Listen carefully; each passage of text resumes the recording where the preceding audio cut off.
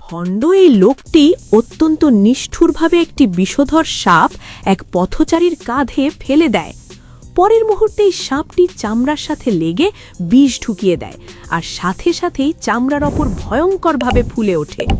যখনই পথচারী বুঝতে পারল কিছু একটা গণ্ডগোল হয়েছে, প্রতারকটি তখনই সুযোগ নিয়ে বলল যে তার পিঠে অশুভ কিছু ভর করেছে। এই বলেই সে লোকটির জামা ছিঁড়ে ফেলল আর সবার সামনে পিঠের সেই ভয়ঙ্কর ও বিভৎস ক্ষত উন্মুক্ত করে দিল। উপস্থিত সবাই এই দৃশ্য দেখে ভয়ে শিউরে উঠল।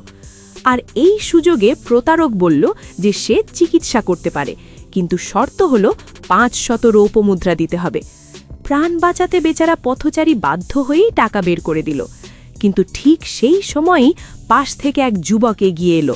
সে সবার সামনে ঘোষণা করল যে সে বিনামূল্যে লোকটিকে সুস্থ করে দেবে। এই বলে সে টাকাগুলো লোকটিকে ফেরত দিয়ে দিল। এরপর যুবকটি লোকটির ওপর সম্মোহন বিদ্যা প্রয়োগ করল। কিছুক্ষণের মধ্যেই পথচারী গভীর ঘুমে তলিয়ে গেল।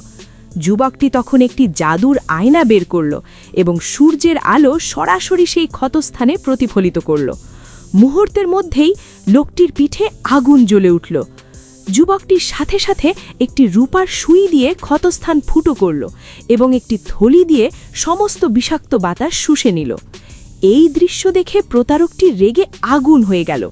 সে তৎক্ষণাৎ যুবকটিকে জাদুর লড়াইয়ের জন্য আহ্বান জানালো। কিন্তু প্রতারক যাই কৌশল খাটাক না কেন, যুবকটি খুব সহজেই তা নষ্ট করে দিল।